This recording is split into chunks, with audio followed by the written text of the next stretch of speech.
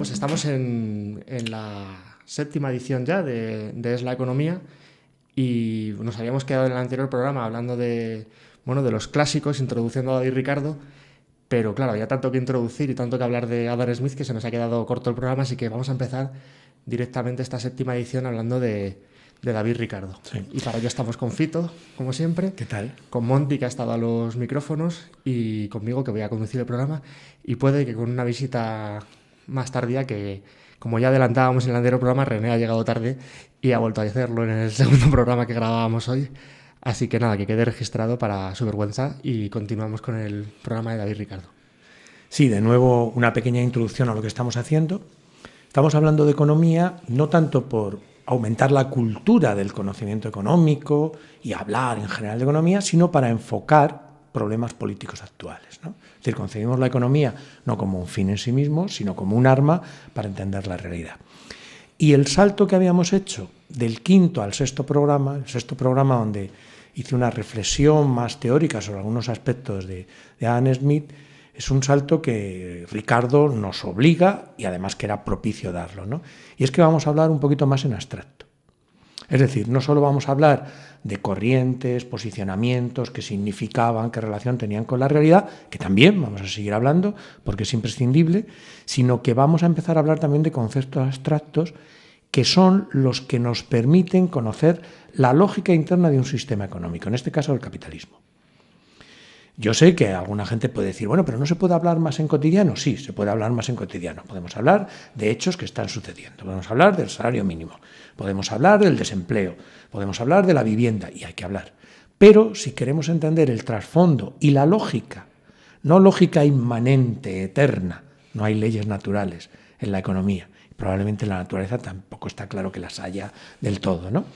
Pero en la economía no hay esas leyes eternas, sí, pero en la economía capitalista hay lógicas que si no las conoces puedes llegar a creer, por ejemplo, que hay determinadas salidas cuando esas salidas chocarían directamente con el capitalismo, ¿no? Bien, entonces David Ricardo nos obliga y nos permite entrar en este terreno más abstracto, ¿no? Y bueno, para no desanimar demasiado a nuestros oyentes, yo creo que hay que decir que este curso que estamos haciendo de economía es exigente porque ofrece algo más que generalidades y que, pues que argumentarios, ¿no? Que están muy bien, que son muy necesarios para poder discutir con la gente, que lo que ofrecemos es una forma de amueblarnos la cabeza para poder defendernos en profundidad de errores que podrían llevarnos a lo que tú decías, ¿no? A salidas falsas que a veces son catastróficas, ¿no? Entonces este curso os pide un poquito os exige porque os promete, por así decirlo. Y creemos que además está bien que exista algo así porque ya hay mucho de esto de conocimiento de quita y pon y de cortoplacismos y necesitamos un poquito de esto, así que tomároslo como un refugio y como un viaje a disfrutar también. Y con calma, que esto se puede escuchar varias veces, que vamos además a subir los apuntes de este tipo de cursos para que podáis tener los papeles delante, que muchas veces ayudan, y que vamos a hacer todo lo posible porque esto sea lo más comprensible posible, pero eso, que no es fácil, es complicado y hay que entrarle. Vamos a intentar estar a la altura de eso, Darío, que no es fácil, ¿no? Bueno, decíamos David Ricardo. Primero lo que choca en castellano es David Ricardo, que parece que es un nombre de telenovela, no. Ricardo es su apellido, era de una familia muy rica, poderosa, banqueros, procedente de una familia judía sefardí, es decir, de origen de la península ibérica, ¿no? Que tuvo que huir porque se les expulsó. Él no era judío de religión, era de religión cristiana, es decir, era un converso, ¿no? Y se le considera en general el principal teórico de la escuela clásica. También otros le consideran el más profundo, también otros le consideran el más enredado, incluso algunos llegan a hablar que hay un vicio ricardiano, entre comillas, por hacer modelos económicos muy complejos y muy abstractos, ¿no? Es decir, es el rey de la abstracción.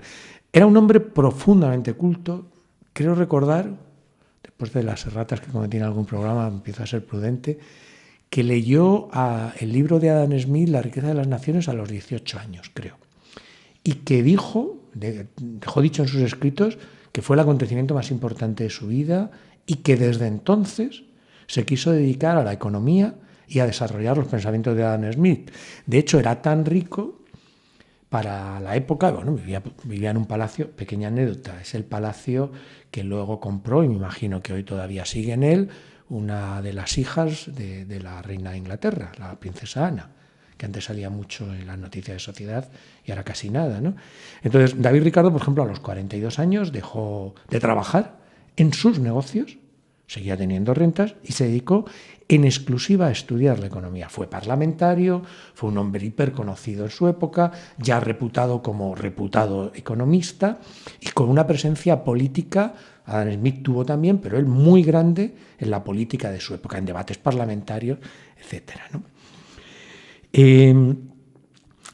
Es el teórico también en el que más se fijó Carlos Marx. O sea, Marx, cuando escribe el Capital prácticamente está dedicado a una parte inmensa. Cuando hace la crítica, digamos, de la economía clásica o economía política, ¿no?, habla mucho de Ricardo. Y tanto en positivo, porque tira de las teorías de Ricardo, que a su vez Ricardo tira de las teorías de Adam Smith y las intenta sistematizar, llenar esos vacíos que decíamos que tenían algunos planteamientos lógicos y logísticos de Adam Smith, ¿no?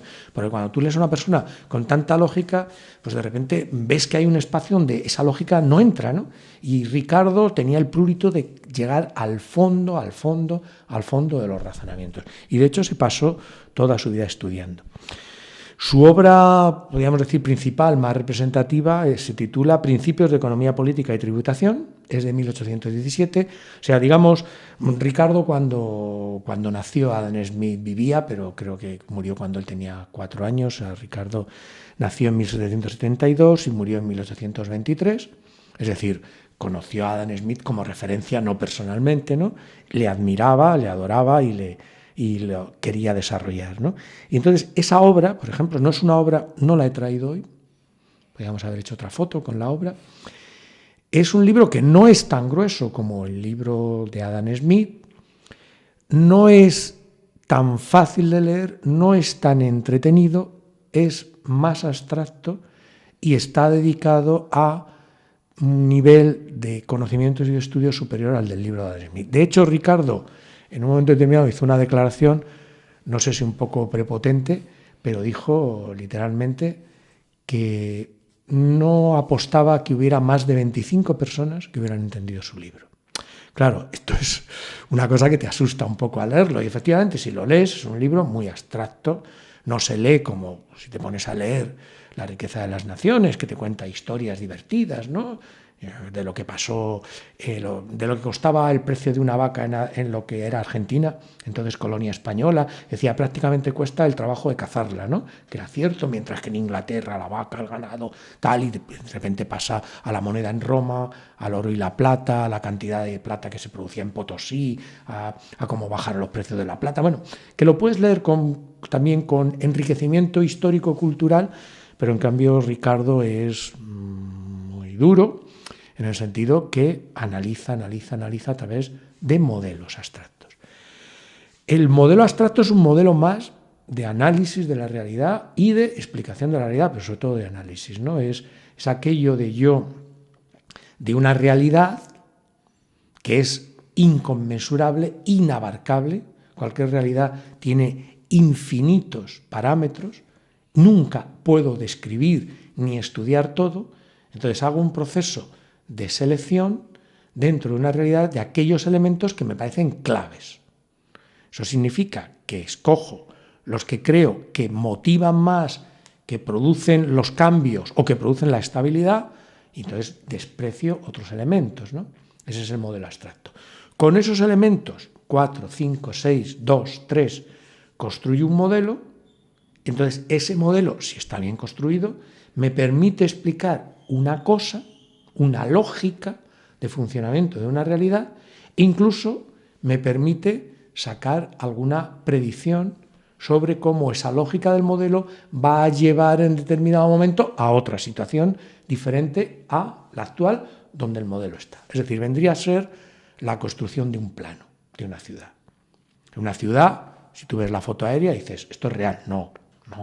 La foto aérea no se ven las hojas de los árboles, no se ven los insectos, no se ven las aves, no se ven las personas que están en las casas, ¿no? Sino que es una abstracción una simplificación para entender lo fundamental. En el caso de un plano, pues por ejemplo, por qué calles puedes ir o dónde están los comercios que buscas, ¿no? Que es lo principal, pero no las chimeneas, o no las hojas de los árboles, o no los insectos, ¿no? Los modelos son súper útiles, son imprescindibles. Creo que todos utilizamos modelos, incluso cuando pensamos en una persona, pues hacemos un modelo, ¿no? O sea, nadie dice, a ver, ¿cómo es tu novia, tu novio, tu amigo, tu padre? Y entonces describes una serie de rasgos que tú has extraído de la inmensidad que es la vida, el sentimiento. O sea, a lo mejor no hablas de la longitud de su intestino, pero hablas del color de los ojos. Entonces estás fijándote en una parte que consideras fundamental, pero a lo mejor luego la otra que desprecias acaba siendo la fundamental. Es decir, es imprescindible trabajar con modelos abstractos, pero los modelos abstractos, sobre todo si no están bien construidos, te pueden llevar a conclusiones aberrantes, al despreciar otros elementos que consideras exógenos al modelo, que sacas del modelo y que a lo mejor acaban siendo los fundamentales, ¿no? Por eso la lógica es construir modelos, pero siempre muy atentos a la realidad, para ver cuando un modelo ha quedado obsoleto o cuando hay que meter un elemento nuevo dentro de ese modelo, porque siendo exógeno, de repente ha pasado a ser endógeno, y siendo secundario, a lo mejor ha pasado a ser el fundamental, ¿no? Bien. Voy a citar, por ejemplo, algo que no le gusta citar a casi nadie, por supuesto a los neoclásicos, ¿no? Ricardo consideraba que el principal problema, en el sentido inglés, cuestión de la economía, era la distribución. Cuando habla de distribución, de nuevo una confusión que algunos economistas, incluso yo lo he visto en algunos libros de texto, la distribución no es el reparto por correo, por camión, por courier, de las mercancías, por tren, por barco, por avión. La distribución es como ese excedente social se reparte entre los diferentes colectivos. Lo que llamaríamos redistribución. La redistribución, sí. De la riqueza, vaya. Sí. No tenemos una palabra así que nos permita decirlo claramente, porque podíamos hablar, por ejemplo, del robo, y sería una forma de decir, como en determinadas sociedades, ese reparto, o prácticamente en todas las sociedades de clase, ese reparto se hace por apropiación de una minoría del producto de la mayoría, pero nos podemos entender, ¿no?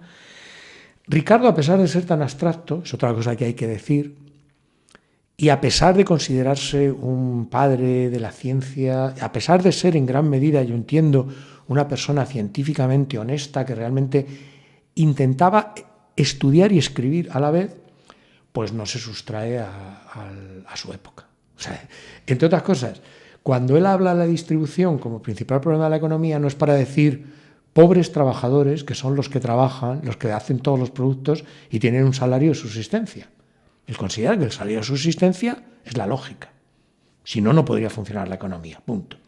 Sino que está hablando, de nuevo, de otra bestia parda, también de Adam Smith, que eran los terratenientes. O sea, habían pasado pues casi 50, 60, 70 años desde que Adam Smith había escrito su libro, pero los terratenientes todavía tenían mucha fuerza en Gran Bretaña.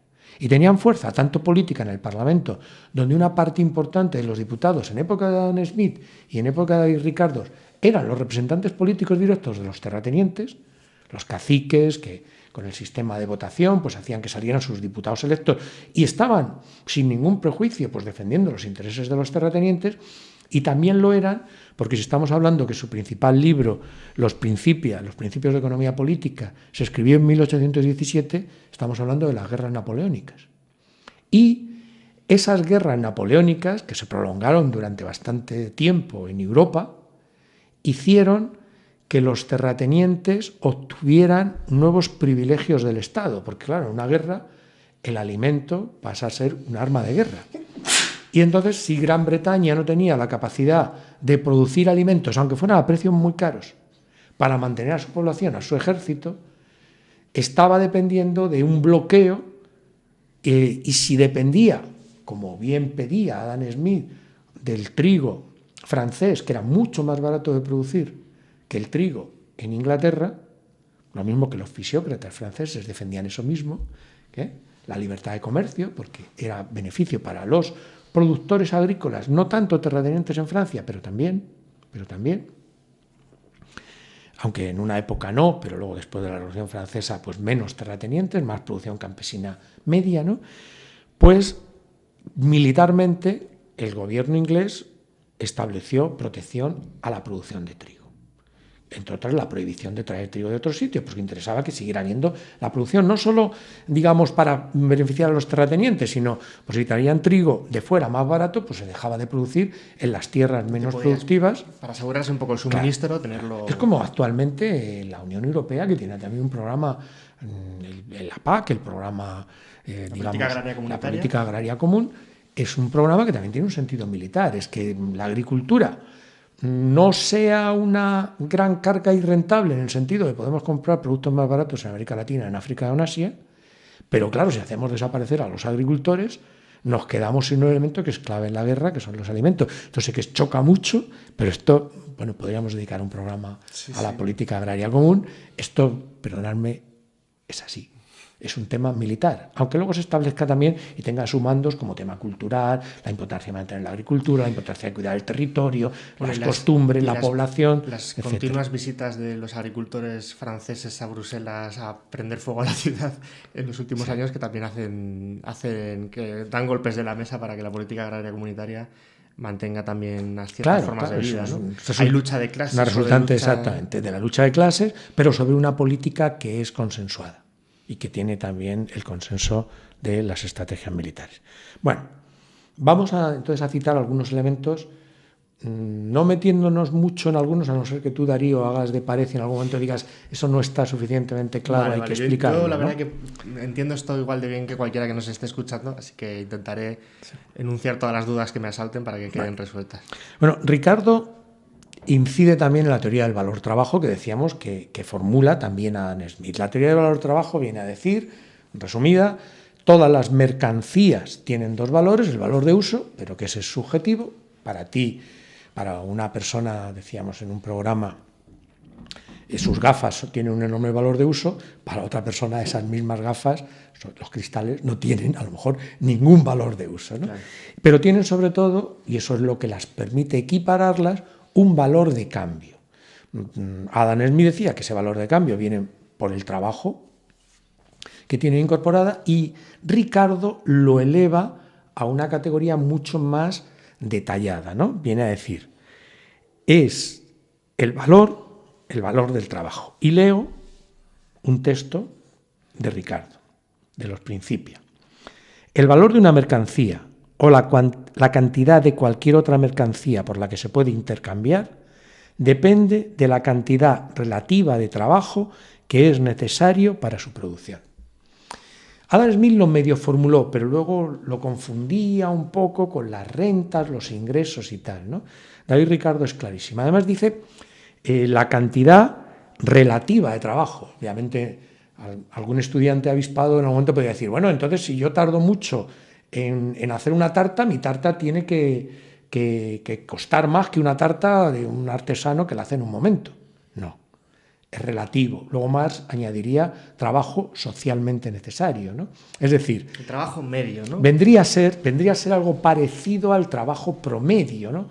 Aunque no es exactamente así, ¿no? Pero porque no se resuelve solo por una estadística de promedio. Es decir, si yo tengo una industria hiperproductiva y lanzo un producto a un precio muy barato, el resto, no todo el mundo puede bajar al precio de mi producto. Durante un tiempo mantiene su precio alto y al final les acaba arruinando o acaban adoptando otros métodos de producción. O sea, no es simplemente una cosa de promedio, porque esto está en continua evolución, ¿no? O sea, no es estable, vaya, no es un promedio estable. Por supuesto, como nada en la economía es estable, nada en la vida, ¿no? Ahí volveríamos a los griegos, ¿no? Y entonces, ¿qué dice también David Ricardo sobre eso? Que el trabajo entra en todos los procesos productivos, que es el único elemento que entra en todos. Esto, de nuevo, parece que hay que recordarlo porque en la perversión de la economía dominante actualmente, de esta economía absolutamente religiosa, teológica, falsa, incluso hablar de trabajo como que suena mal. Yo recuerdo los libros de economía de primero de bachillerato, cuando venían los vendedores de libros a intentar convencerme que el libro de su editorial era el mejor, pues yo tenía una salida falsa y le decía, ¿cómo ponéis en la portada la bolsa? Porque prácticamente todos tenían o una imagen de la bolsa, o una estadística de bolsa, o algo relativo a la subida y bajada de las acciones. Si la economía es trabajo, ¿por qué no ponéis a gente haciendo algo? Obviamente los pobres vendedores no tenían ninguna culpa y yo lo hacía solo pues para que la conversación fuera más corta, ¿no? Entonces, el trabajo está en todo, hay que decirlo, no hay nada que no sea producto del trabajo humano, incluido el trabajo, estamos diciendo también del trabajo de la persona que investiga, analiza, el trabajo de la persona que lo transporta, que lo envuelve, que lo cuida, que lo mantiene, y la persona que lo produce, y los miles de personas que están produciendo todos los elementos previos, desde la energía hasta los minerales, los materiales, los recursos naturales extraídos de la tierra que sirven para un producto. Incluso los trabajos no remunerados de reproducción de esa fuerza de trabajo, ¿no? Claro. O sea, aunque yo, por ejemplo, aporto en mi puesto de trabajo cosas que he aprendido en la escuela, ¿no? Mis profesores me han enseñado cosas y al final mi trabajo tiene ese valor también incorporado, ¿no? Sí, incluso tú has citado una cosa ahí de pasada que no situaba Ricardo, tampoco Carlos Marx, y es los otros trabajos no retribuidos. Claro. Por ejemplo, el trabajo de cuidados, ¿no? El trabajo de cuidados que recaía fundamentalmente y sigue recayendo en gran parte, son parte mayoritaria en las mujeres, ¿no? Es decir, eso no entra en esa contabilidad, en esta contabilidad de capital. No entra, no quiere decir que no deba entrar, porque la renta de la tierra, ¿por qué entra? Y ahí se quejan Ricardo y Adam Smith, porque unos XXX se han apoderado de la tierra, que es una propiedad ilógica e ilícita, ser propietario de una tierra. Ellos concebían ser propietario de dinero, ser propietario de máquinas, pero la tierra, ¿cómo alguien puede ser dueño de la tierra? Puede ser dueño de las mejoras, pero no de la tierra. No lo incluye nominalmente, pero sí que lo incluye, ¿no?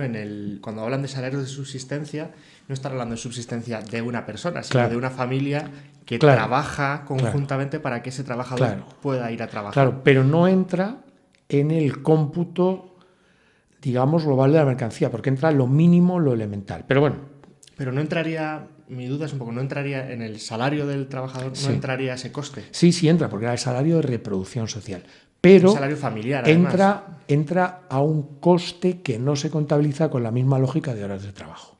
Claro. Mientras que el trabajo esclavo, salario, exactamente, es trabajo considerado no trabajo. Porque, y de nuevo, volvemos a los primeros programas, ¿no? Cuando hablamos de trabajo hay gente que piensa, bueno, ¿pero qué es trabajo? Y no hay una respuesta a esa pregunta. Se puede decir, ¿qué es trabajo en esta sociedad capitalista actual? Porque ¿es trabajo ayudar a alguien sin cobrar?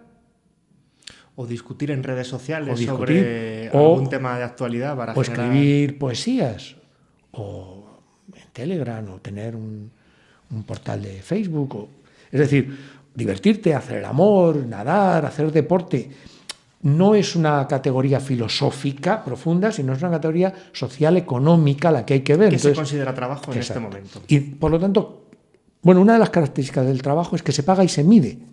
Y eso no es una característica de justicia, porque entonces estábamos hablando, ese trabajo de cuidado de las mujeres no se mide ni se paga. El trabajo del obrero sí se mide y se paga, por debajo de su valor real, pero se mide y se paga, por lo tanto es trabajo, ¿no? Bueno, y eso puede cambiar, es decir, en un momento determinado se quita la propiedad de la tierra y desaparece la renta del terrateniente, desaparece un elemento del valor de las mercancías.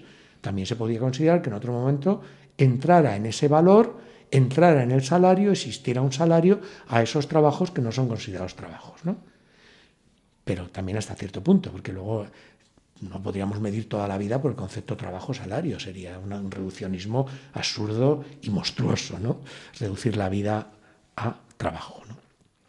Bien, pues esto, y un paso importante que da Ricardo con respecto a Adam Smith es que en esa abstracción de decir el trabajo, porque ¿qué es el trabajo? ¿Qué es la cantidad de sudor? Él lo lleva o lo empieza a cuantificar y dice tiempo de trabajo. De nuevo va a aparecer, bueno, sí o no. Hay gente que dice, ¿cómo el tiempo de trabajo? Bueno, de nuevo, un tiempo de trabajo simple. No el tiempo de trabajo de estar con las manos cruzadas o el tiempo de trabajo del aprendiz, que es menos rentable que el del obrero, del maestro, ¿no? Sino un tiempo de trabajo promedio, socialmente necesario, ¿no? Un tiempo de trabajo que la sociedad ha determinado que es el lógico, que no es ni el más avanzado ni el más retrasado, aunque el más avanzado es el que impone la lógica de cuál va a ser el futuro tiempo de trabajo, ¿no? no es el más atrasado ni el promedio, ¿no? Y la sociedad se supone que en crecimiento continuo va a evolucionar hacia cada vez utilizar menos tiempo de trabajo para fabricar las cosas, se supone, ¿no? De tal forma que va a haber una carrera continua por reducir los tiempos de trabajo, ¿no? Bien, entonces ese paso de hablar del tiempo de trabajo es fundamental. Fundamental para luego, por ejemplo, la teoría marxista, el análisis que hace Carlos Marx, para determinar que ese tiempo, hay una parte del tiempo de trabajo de los obreros que no se paga. Y que ese es el excedente que en vez de revertir en quien trabaja, revierte en propietario del capital, ¿no? Una segunda consideración, no sé si... Perdona, yo creo que vamos a parar aquí para hacer estos minutos musicales y volvemos con... Enúnciala para que sepamos un poco a qué... Bueno, la siguiente vamos a hablar de una frase que, lo mismo que en el anterior programa leíamos alguna frase de Adam Smith que podían parecer de un socialista utópico, de un anarquista, ¿no? De una frase de David Ricardo que alguna gente considera que es de Marx y que es peligrosísima. Es que dijo que el capital es trabajo acumulado. Esa frase, solo con pensarla un ratito, te lleva a muchas reflexiones. Pues tenemos unos minutillos ahora para pensarla mientras escuchamos música jazz, de esta que nos hace funcionar el otro hemisferio cerebral y podemos seguir pensando en palabras y en conceptos sin que nos interrumpa, y a la vuelta profundizamos en ello. Muy bien.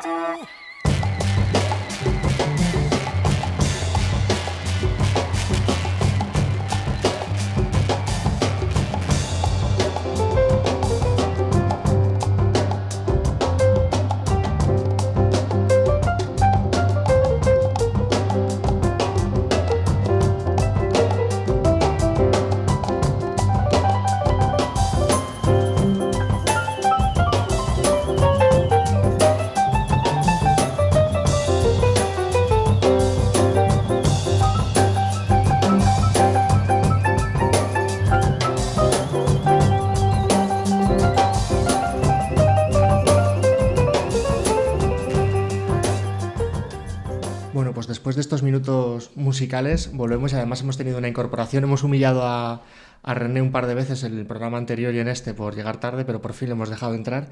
Así que preséntate, René.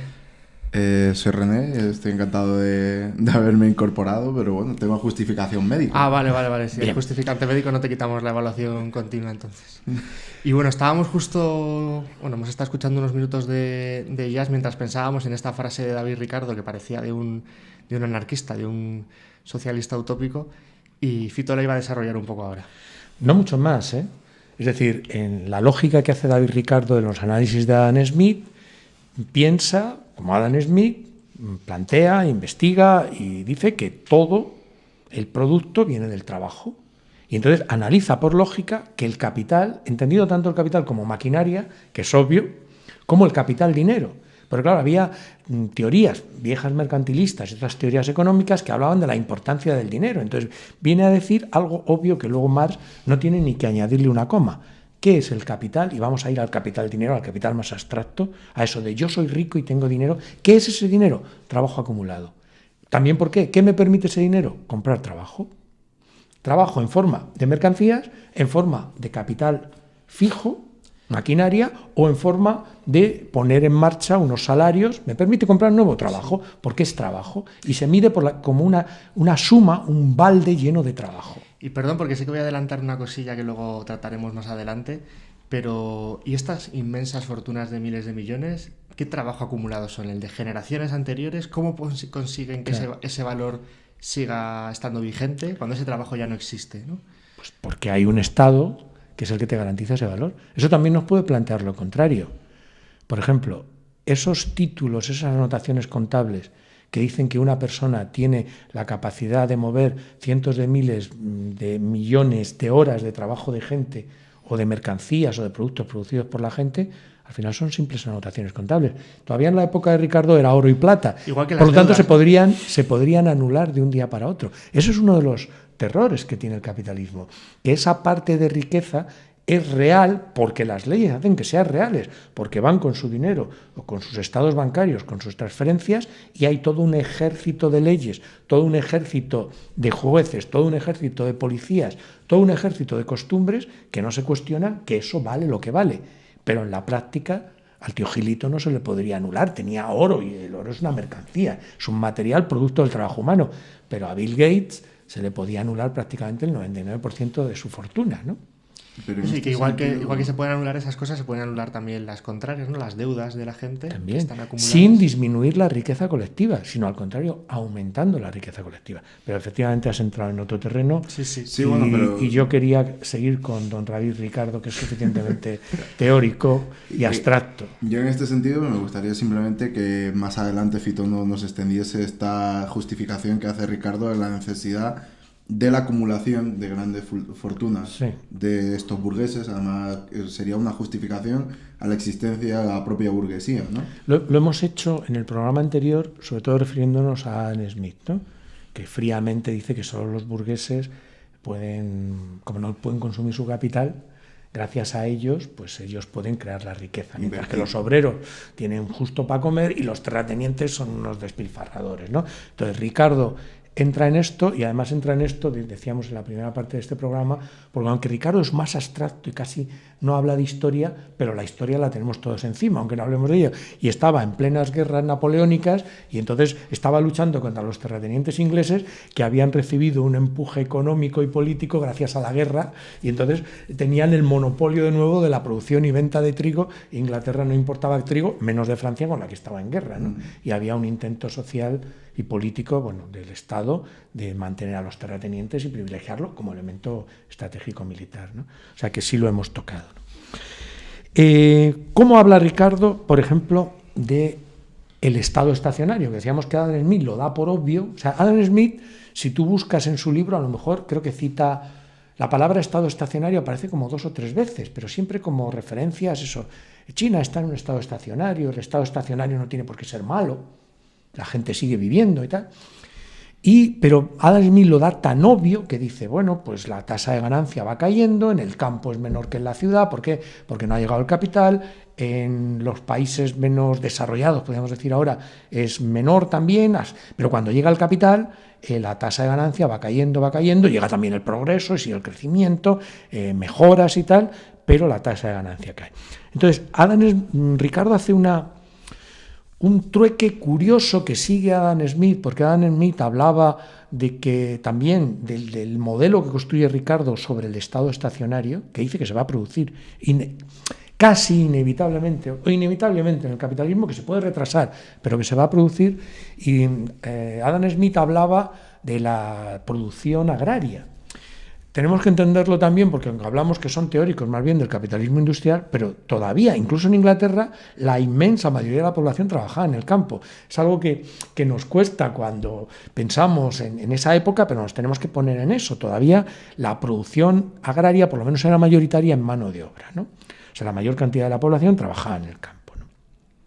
Al contrario que está empezando a pasar ahora ya a nivel mundial, que ya la población que trabaja en el sector primario podríamos decir que es minoritaria, que es menos del 50%. Esto podríamos ajustarlo, más del 50% por lo pronto vive en ciudades, aunque en ciudades también hay huertos, chanchitos, gallinitas, etcétera, ¿no? Bien, entonces David Ricardo, curiosamente, en vez de construir una teoría general, como parece que le correspondería a su profundidad en el razonamiento sobre la caída de la tasa de ganancia, coge un razonamiento de Malthus, su amigo, porque eran grandes amigos, compañeros de debate y tal, y además los dos participaban de su amor por la obra de Adam Smith. Planteó que la caída de la tasa de ganancia y el estancamiento llegaría a través de la agricultura. O sea, no traslada ese modelo a la industria, al comercio, a otros sectores. Y entonces construye un modelo que vendría a ser, y estos son los típicos modelos de Ricardo, ¿no? Que son en alguna medida silogismos. Si A es a B, B es a C, ta. Dice, bueno, crece la población. Algo incuestionable en su época, en Europa y en Gran Bretaña de una manera clarísima. No vamos a enrollarnos por qué, pero empezó a crecer la población, ¿no? Al crecer la población, crece la demanda de alimentos. Lógico, ¿no? Más gente, más comida. Ahí de repente hay un salto y dice, si se eleva la demanda de alimentos, se elevan los precios de los alimentos. Está hablando de un momento en Inglaterra y dice automáticamente, da una salida y las rentas de los terratenientes, a los que considera la clase parásita, lo peor del mundo, los que retrasan el progreso, los que... Pero él mismo era terrateniente, ¿no? Sí, bueno, en algún momento, y lo fue, invirtió gran parte de su fortuna, precisamente en consecuente, no éticamente, pero sí en su análisis económico. ¿Cuál es la forma de tener un capital invertido sin que te dé problemas? Comprar tierra, ser terrateniente y cobrar la renta, y no tienes ni que preocuparte de administrar, ni de gestionar, ni de comprar, ni de vender, ni de arriesgar. Te puedes pasar la vida pensando en la economía porque efectivamente. Le pasó a más de uno. Keynes también hablaba en contra de la especulación y era especulador. Y cito multimillonario, incluso se arruinó especulando en bolsa. Pero bueno, ya sabéis que la ética y el pensamiento, sobre todo en el pensamiento burgués, van separadas, ¿no? Totalmente separadas. Y en algún pensamiento no burgués también, ¿no? Bueno, dice, se elevan los precios de los alimentos.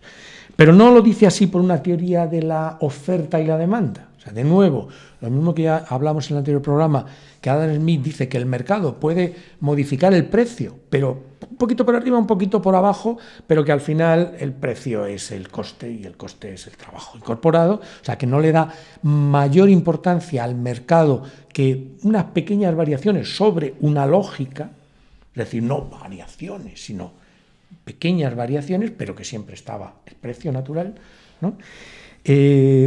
Ricardo, ¿por qué dice que suben los precios? No dice por el mercado. Alguna gente diría, claro, como hay más demanda, suben el precio. Esto ya es teoría neoclásica, entonces nosotros lo interpretamos como una cosa lógica y natural, pero esto, cuando lleguemos a los neoclásicos, no quiero enrollarme ahora, exactamente, es un mal, horrible, malísimo sentido común, y que en cuanto lo piensas un rato llegas a la conclusión de que te han engañado y que algo que tú crees que es un pensamiento propio, lógico, obvio, pues no es nada más que una doctrina, ¿no? Bien, ¿por qué dice esto? Dice, claro, al tener que producir más alimentos se tienen que poner en funcionamiento nuevas tierras. Por lógica, estamos hablando sobre todo de Gran Bretaña.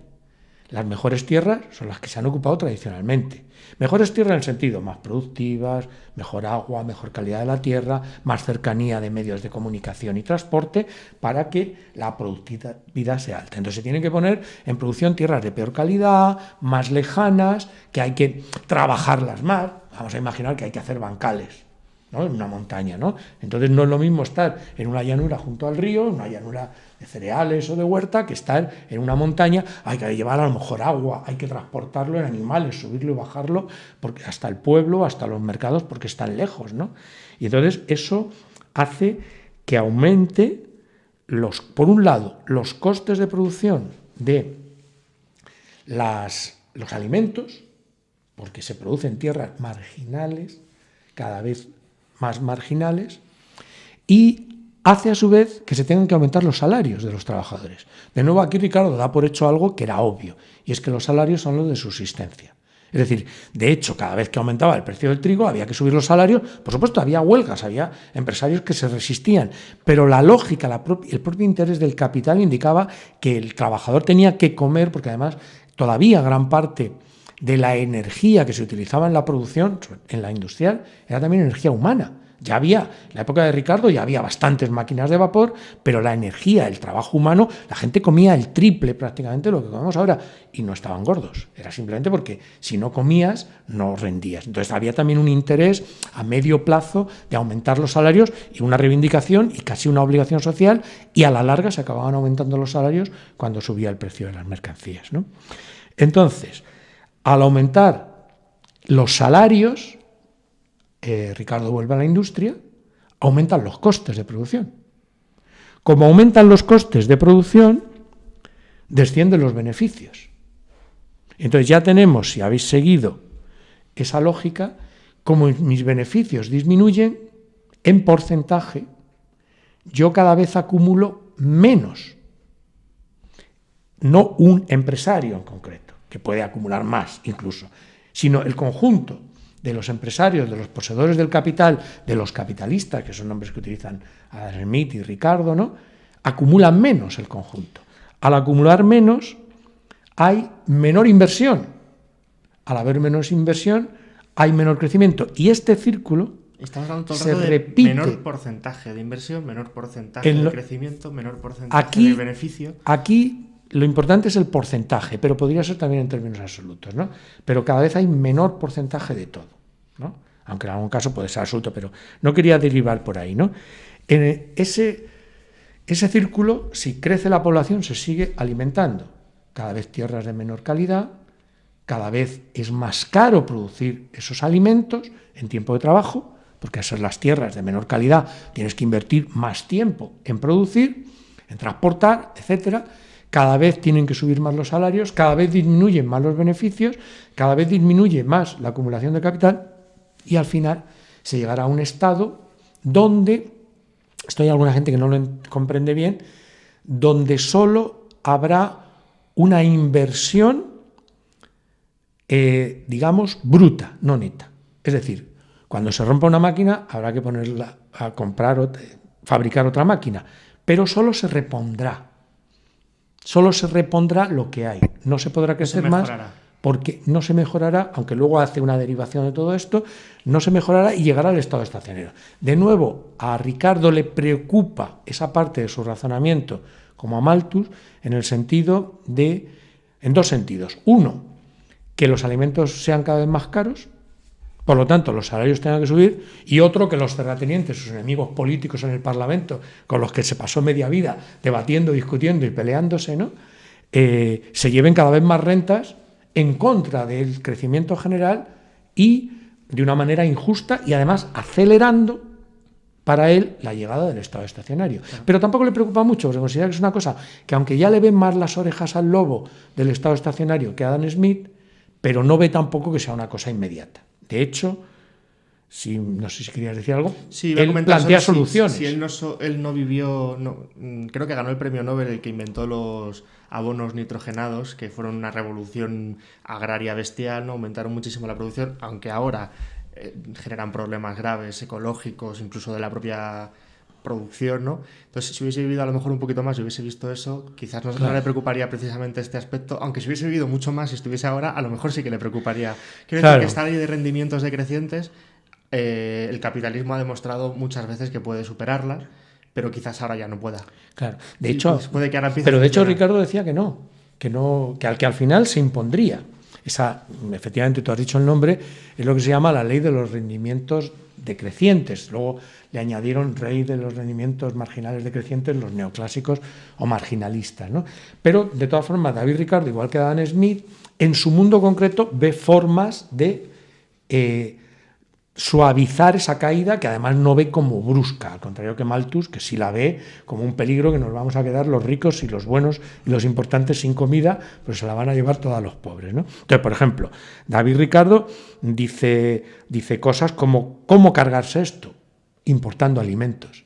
Fijaros cómo, aprovechando que el Pisuerga pasa por Valladolid, pues estoy dando golpes a varios lados. Por un lado estoy hablando del libre comercio internacional, estoy hablando contra los terratenientes, traigamos comida barata.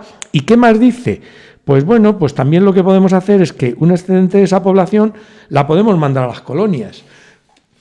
Seguimos con la lógica, ¿no? Entonces colonizamos, obtenemos más beneficios, ahí la tasa de ganancia es más amplia, tal, como decía Adam Smith, y como era en realidad, punto, o sea, no era solo una cosa que Adam Smith la dedujera, ¿no? Y entonces hablaba que se podía retrasar. Y por supuesto, si de paso le quitamos las tierras a los terratenientes y quitamos su renta, pues entonces el precio de los alimentos que llevan incorporado el trabajo de los arrendatarios de la tierra, más la renta de los terratenientes, viene a decir, si esos terratenientes no existieran, no obtendrían esa renta de los alimentos, sería todo el trabajo de los arrendatarios o Si hablamos de Revolución Francesa, de los propietarios repartidos la tierra por la Revolución, los que producirían, y se retrasaría esa lógica. Obviamente, cuando él piensa en exportar población en un mundo, es verdad que de Inglaterra salieron 20 y tantos millones de personas de Inglaterra, y luego de Irlanda, ¿no?, por el mundo. Fue una cantidad ingente, la mayor emigración de la historia de la humanidad de un país, ¿no?, sobre todo la de Irlanda, pero también la de Gran Bretaña. Fíjate, Fito, que él, yo creo que en este sentido, Malthus de alguna u otra manera me parece más cínico, ¿no? Él, además, haciendo gala de ese cinismo que le permitía cambiar muchos de sus planteamientos en diferentes épocas en base a las circunstancias, ¿no? Pero Ricardo, de alguna u otra manera, me parece no tanto un hipócrita, pero sí ocultando la verdad al tratar siempre el tema del valor de la inversión, el valor sobre todo de la acumulación de capital por estas grandes fortunas, pero nunca hablando del valor del trabajo, ¿no?, de ese coste del valor de la subsistencia del trabajador, porque al final, si tú planteas este círculo, él lo que plantea es de alguna u otra manera ese mantenimiento hacia el infinito de mayor o menor tasa de ganancia para los capitales, pero nunca habla del coste de la vida del trabajador. Sí, efectivamente, porque en la medida que hablara de eso, lo mismo que si hubiera hablado Adam Smith, lo comentábamos en el anterior programa, se hubiera planteado dónde proviene el excedente, es decir, de todos los recursos que hay en la producción, cuál es aquel que tiene el carácter mágico que consume menos de lo que da, y ese solo es el trabajo humano. En las propias lógicas de ellos hablábamos de la diferencia entre capital fijo y capital circulante que hacía Adam Smith sin extraer esa conclusión. Pero bueno, o sea, el trabajo Marx es el fairy de la producción, el que cunde más que lo que cuesta, sí. El único que cunde más que lo que cuesta es la levadura, ¿no? Es lo que, claro. Exacto, es lo único, el trabajo humano. Esto, bueno, cuando lleguemos a Marx hablaremos de esto a fondo, porque parece mentira, la mayoría somos trabajadores y trabajadoras y se nos olvida continuamente esto, y la mayoría de la gente sigue creyendo que vive gracias a que un empresario le da trabajo, cuando eres tú el que das tu trabajo y una parte de él no te lo remunera. Y es tu trabajo el que crea la riqueza, ¿no? Pero esto, como lo tocaremos, intentaremos tocarlo a fondo en Marx, estamos simplemente citando a David Ricardo y viendo cómo, digamos, pone en el punto de penalti la pelota para que luego Marx pues remate y meta gol o no. ¿Qué más cosas, por ejemplo, dice Ricardo en uno de sus modelos? Porque es verdad que le encantan los modelos y por eso se habló del vicio ricardiano de construir modelos. Dice, el sistema monetario, ya le preocupa más el sistema monetario que a Adam Smith, ya la economía está más monetarizada y además ya la moneda fundamental es papel moneda más o menos convertible, o sea, no convertible directamente en oro o plata, en mercancías, sino que es más o menos convertible. Por ejemplo, la libra esterlina es convertible en oro, pero solo para los extranjeros. O sea, un inglés no tiene derecho, porque ya garantiza el Estado pagar con libras. Pero un extranjero, sí, ¿para qué? Para que te admitan el pago con papeles de libra esterlina en todo el mundo y para, pues, hacer el negocio de los banqueros, ¿no?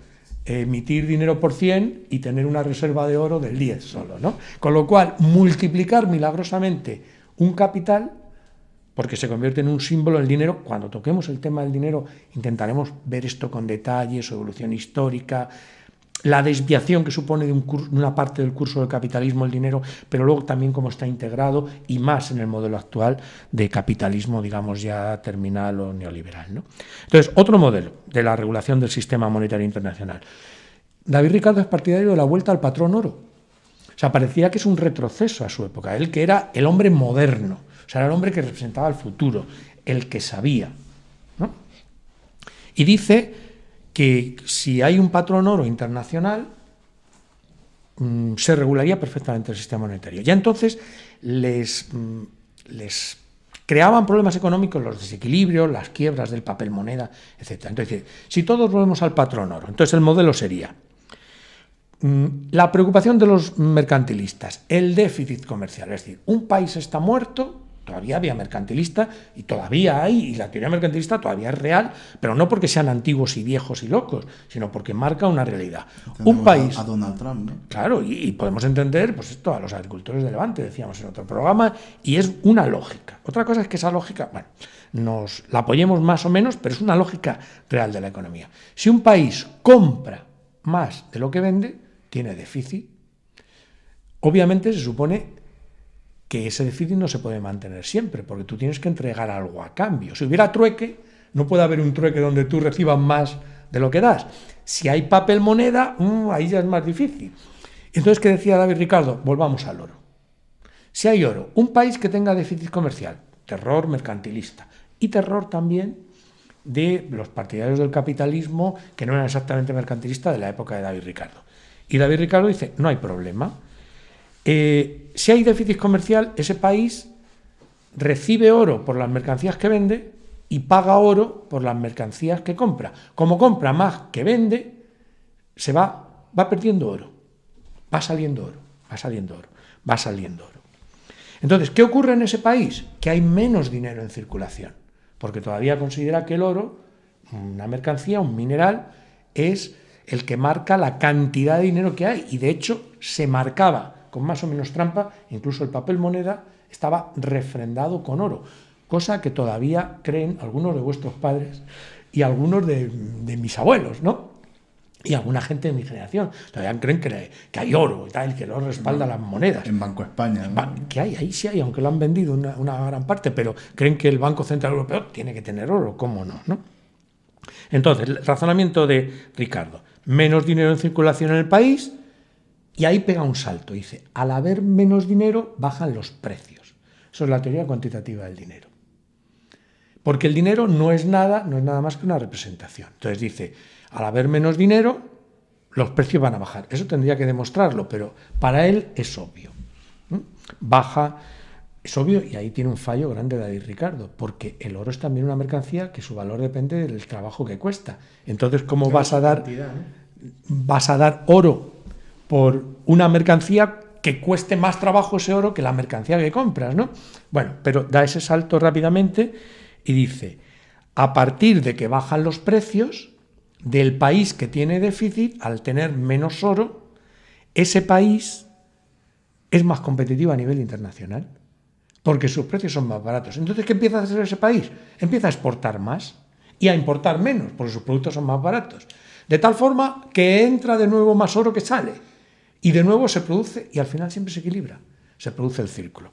¿Qué viene a decir este razonamiento? Un razonamiento que es, incluso desde el punto de vista de un silogismo, es falso, no es real. O sea, tiene ideología y errores, a mi juicio, y a juicio de mucha más gente, detrás, ¿no? Viene a decir que si se deja el mercado, es de nuevo la teoría de Adam Smith, si dejamos el mercado a su funcionamiento libre, en lo nacional, por supuesto, en lo internacional también, todo se regula y todo es maravilloso. Bueno, nadie le hizo caso, por supuesto. La burguesía inglesa y el Estado inglés no le hizo caso porque tenía la libra y podía especular y bueno, no le hicieron caso prácticamente ningún país sobre este tema. Pero él lo tenía que decir y probablemente también creía en eso, ¿no? Otro elemento que dijo David Ricardo y que nos puede parecer muy lógico. Dijo, hay que evitar los impuestos sobre los beneficios del capital y sobre los salarios. Y podría sonar bien. Él decía, bueno, si los beneficios del capital son los que llevan a la acumulación de gran cantidad de recursos es la que permite que esa clase social invierta porque no puede consumir todo, porque tiene esa inmensa cantidad que le permite continuamente invertir y por lo tanto el crecimiento y por lo tanto la riqueza del país, no habla de la riqueza de la gente, aunque ambos dicen que bueno, que al final a la gente siempre le cae algo, ¿no? Como las migajas del pastel, esa otra metáfora, ¿no? Echas la miel encima del pastel y al último plato del pastel le cae una gotita de miel, aunque en la parte de arriba se concentre la mayoría, ¿no? Y entonces dice que es absurdo porque poner impuestos a los beneficios va contra la riqueza y poner impuestos a los trabajadores, dice, también es absurdo. ¿Por qué? Porque como los trabajadores viven en el nivel de subsistencia, si le pones impuestos al salario, los empresarios les tienen que pagar salarios más altos y por lo tanto entonces tienen menos beneficios, menos acumulación de capital, se adelanta el estado estacionario y hay menos riqueza. Entonces, al final, ¿qué queda? ¿A quién hay que imponer impuestos? Porque es la lógica de siempre, para mantener el ejército, la policía, las obras públicas, la reina, el rey, etcétera. Pues claramente a los terratenientes y luego dice también al consumo de lujo. Es decir, no solo a una clase social de la que se declara enemigo personal por considerarla parasitaria, igual que Adam Smith, sino también al consumo de lujo, es decir, el consumo de los ricos, aquí podrían incluir a los propios burgueses también, También es verdad que muchos burgueses, como él, se hicieron terratenientes y muchos terratenientes se hicieron burgueses porque el dinero al final tiene un camino y una lógica, y entonces él planteaba que había que penalizar ese consumo de lujo que consideraba no productivo. ¿Para qué? Para que dedicaran mayor parte de sus recursos a la inversión productiva, que consideraba él productiva. La inversión en fábricas, en producción, en maquinaria, en elementos. Veo la sombra de Ricardo en muchos aspectos presente en la amenaza del Brexit, de alguna u otra manera, en tanto que esa necesidad de no imponerle al capital impuestos, ¿no?, en la gran acumulación, y sobre todo la necesidad de tener la libra libre de cualquier atadura a una institución supranacional de control, como puede ser Europa, para especular en otros... Pero ya me daría yo en los dientes con que aplicaran ahora en Europa y en Gran Bretaña el razonamiento de Ricardo, porque acuérdate, no al capital, no al trabajo, y sí... al trabajador.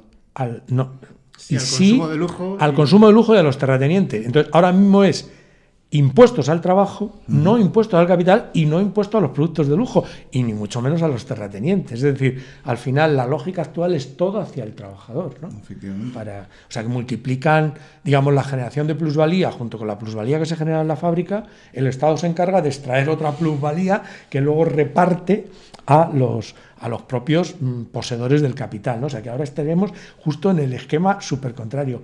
Ojalá hicieran caso a su David Ricardo, ¿no? Bueno, pues esto que decíamos de Ricardo, que no poner impuestos al beneficio a los trabajadores o al trabajo, pues era una lógica la misma, la de la acumulación de capital y la del crecimiento económico, o en su caso del retraso del estado estacionario, ¿no? Que tampoco, insisto, le preocupaba mucho, pero añadía, digamos, incentivo a su defensa de la acumulación de capital. Porque no solo la acumulación de capital era para progresar más, para crecer más, sino era también para evitar esa amenaza de que en un momento determinado se decreciera, es decir, para retrasar esa amenaza, ¿no? Otro modelo que monta David Ricardo, y que curiosamente es el que más se difunde y el que más tortura a los estudiantes, ¿no?, que es la teoría de la ventaja comparativa relativa. Digo, es un modelo sobre el comercio exterior. Es una paradoja que es como un jueguecito. Yo no voy a explicarlo aquí. Yo, si está escuchando algún estudiante, si tus profes, incluido yo, te preguntan por la teoría de la ventaja comparativa relativa, que sepas que estás contestando y hablando de un supuesto absolutamente abstracto, que su corolario, su resultado es decir, que el libre comercio es el mejor en cualquiera de las circunstancias. Curiosamente, neoclásicos neoliberales de Ricardo casi solo recogen esto, la teoría de la ventaja comparativa relativa. ¿Qué viene a decir esta teoría? Además, con un ejemplo donde Ricardo pone dos países, que son Gran Bretaña y Portugal, que producen dos productos, vino y tela. Y entonces, aquí dicen, elegancia inglesa, David Ricardo concede que es más eficiente en horas de trabajo Portugal que Inglaterra en las dos cosas. Es decir, la misma cantidad de vino, la misma cantidad y calidad de tela y de vino, le cuesta menos horas de trabajo a Portugal. Esto es una broma de mal gusto, cuando además Portugal era prácticamente una colonia inglesa, ¿no? Pero entonces dice, pone unas cifras calculadas adrede, de tal forma que aun siendo Portugal más eficiente en las dos cosas, con las cifras que él se pone, que es un truco de números nada más, pero que la mayoría de los estudiantes se manejan mal en números y en matemáticas, da como resultado que si Portugal, siendo más eficiente, se especializa en lo que es más eficiente, vino, Inglaterra, que es menos eficiente en todo que Portugal, según el modelo de Ricardo, se especializa en lo que es más eficiente dentro de su poca eficiencia, en tela, intercambian y los dos ganan. Tú cambias las cifras que puso Ricardo y no sale. Es decir, es como un cuentecito, una metáfora de comerciemos, que es bueno para todos en cualquier caso. Y por supuesto, ahí no entra la guerra, no entra la importancia de que es mejor. No entra la historia un poco, ¿no? Porque yo sí que... no entra la realidad. Claro, yo sí que creo que si uno se dedica todo el tiempo que tiene a hacer lo que mejor sabe hacer, obviamente le saldrá más a cuenta, producirá más, y si hay un mercado en el que nadie putea a nadie, nadie se impone sobre nadie, pues probablemente salga beneficiado de dedicarse únicamente a lo que mejor sabe hacer. Lo que pasa es que, claro, como hay conflictos y luego hay también el tiempo, ¿no? O sea, si tú te dedicas a producir una materia prima que no sea fácilmente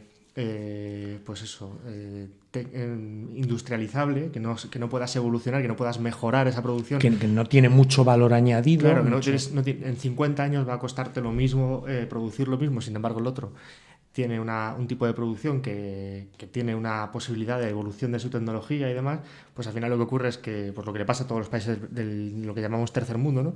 Que les obligamos a especializarse en producir lo que tiene menos valor añadido y lo que no puede desarrollar una tecnología para facilitarse, y donde se producen las cosas de otra tecnología, como cada vez evolucionan más, valen menos por unidad, y al final países empobrecidos, países enriquecidos a costa de ese intercambio desigual, ¿no? Pero sí que es verdad que si no hubiese tiempo, si no hubiese historia, si no hubiese conflictos entre países y si no hubiese intereses particulares, probablemente este modelo de David Ricardo, en el vacío funcionara, ¿no? Sí y no, porque ahí tú has citado algunos elementos, pero vamos a citar otros elementos sociales. Si yo me quedo con vamos a suponer que solo hay textil y vino en el mundo, no hay otra producción. Tú te quedas con el vino y yo con el textil. Me voy a pasar mejor que tú. Te lo vas a pasar, pero yo voy a desarrollar máquinas. Por lo tanto, para desarrollar esas máquinas voy a desarrollar escuelas de ingeniería, voy a producir cada vez más barato. Bueno, enólogos. Tú vas a tener enólogos, pero vas a tener un crecimiento de la productividad menor, más lento, por motivos, entre otras cosas, porque las cosechas de vino tú puedes hacerlas más cortas, pero están motivadas por motivos biológicos y dan una cosecha al año. Vamos a poner que consigues meter 2 cosechas de vino al año. Eso ya sería una cosa un poco de locura. Pero 3, 10, 40, 50, 5.000 cosechas. En cambio, yo puedo multiplicar la productividad de un trabajador del textil, que en época de David Ricardo y Adam Smith era pues una 50.000ava parte de la productividad de un trabajador del textil de ahora.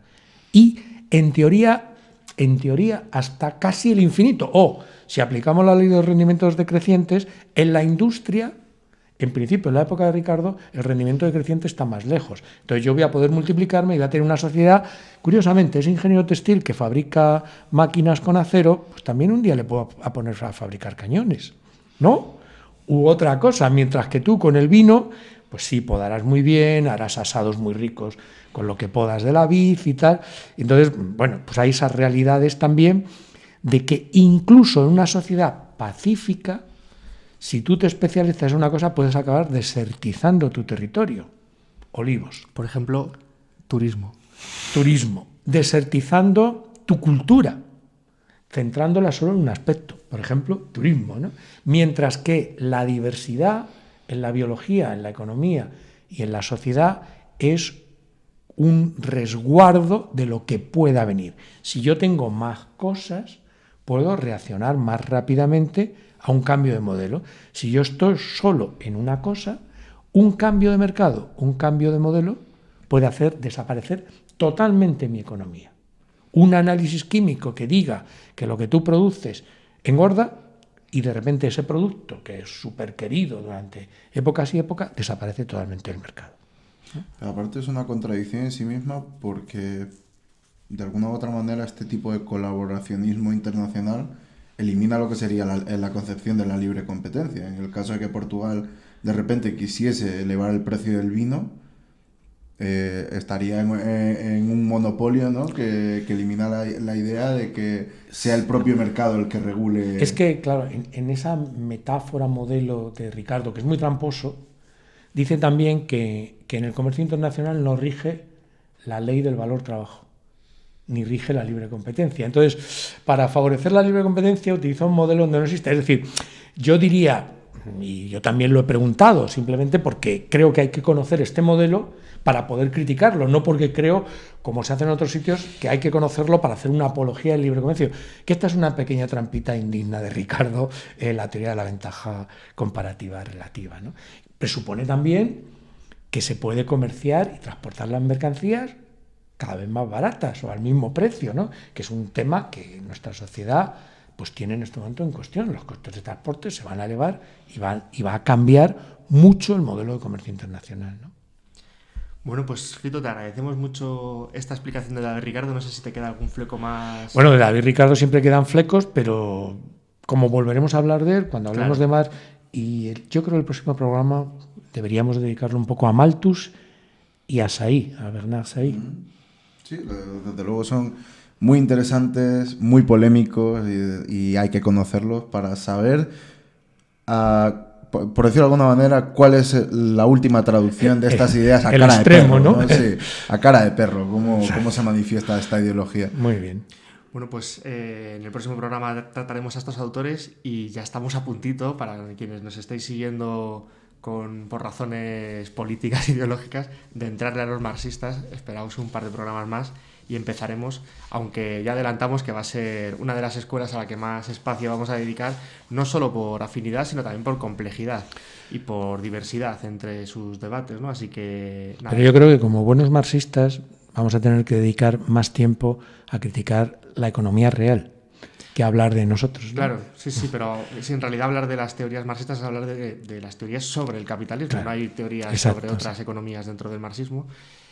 Y también incluso podremos hablar un poquito de este nombre, ¿no? Marxismo, que tampoco le gustaría a Marx. No, Marx en vida dijo que le horrorizaba. No, y sobre todo hablar de lo que dijo Marx y no lo que creemos que dijo Marx, lo que creemos que quería decir. Bueno, pues esto ha sido la 7ª edición de Es la Economía. Os esperamos en la 8ª con Malthus y... Yo no sé pronunciar este autor. Es que es francés, Say, es que Jean-Baptiste. Fito es francófono sí, y no sale. Pero a nosotros no nos sale y bueno, lo trataremos. Pronunciarlo como queráis. Se mal. escribe S-A-Y. Bueno, pues a Say y a Malthus, para darles duro también, les veremos en la próxima edición y hasta entonces os dejamos con un poquito más de jazz y nos despedimos por hoy.